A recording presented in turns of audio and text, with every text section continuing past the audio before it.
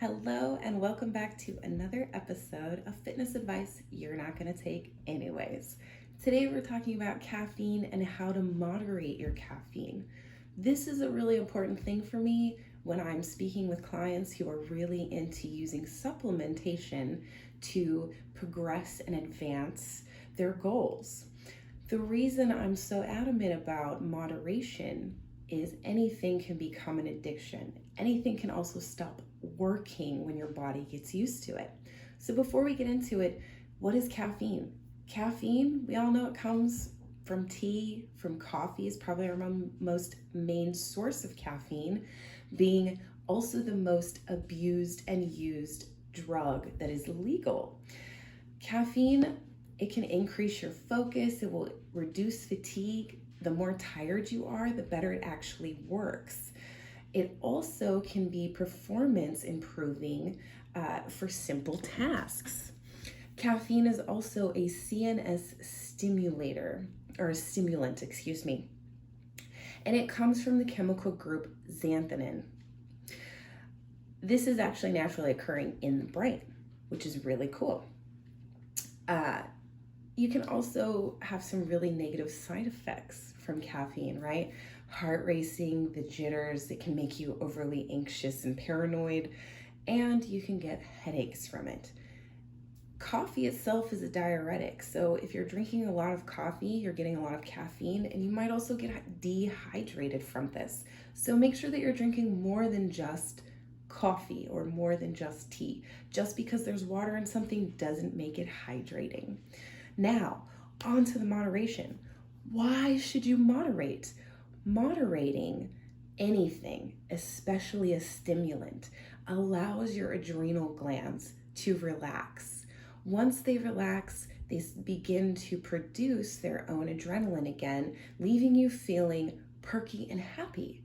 While caffeine is a really good source of a stimulant to get us going and add a little extra motivation, it isn't always necessary, as our body does in fact produce those chemicals for us, which is very nice.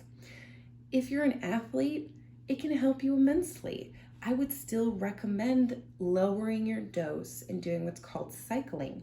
With my general population clients who are not getting ready to compete or seeking aesthetics, we moderate heavily and we cycle heavily, 4 weeks on and roughly 4 weeks off. This gives the body time to readapt, readjust, find its homeostasis baseline again as far as hormones go. And when you go back to using any source of caffeine, again, whether it be pre-workout, tea, coffee, or just a caffeine supplement by itself, you're gonna feel the effects of that more, much like smoking. I'm talking about the cannabis, you guys. When your body starts to get used to something, it no longer works. You get what's called adrenal fatigue. Why did I put quotes around this? It's not a real thing. It's not a real thing. It's been made up. What it means is that your body is no longer responding to stimulants in the way that it should because your adrenal glands are not producing what they should produce, and they're now fully reliant on whatever caffeine source that you are giving it. So in this case, that is much like a pharmaceutical. You can have side effects from natural and naturally reoccurring chemicals in the body that belong in the body, and if you add more to it, you will get side effects. They may not be as major and drastic as taking something like lithium, which makes you feel drunk as fuck, and I know from experience.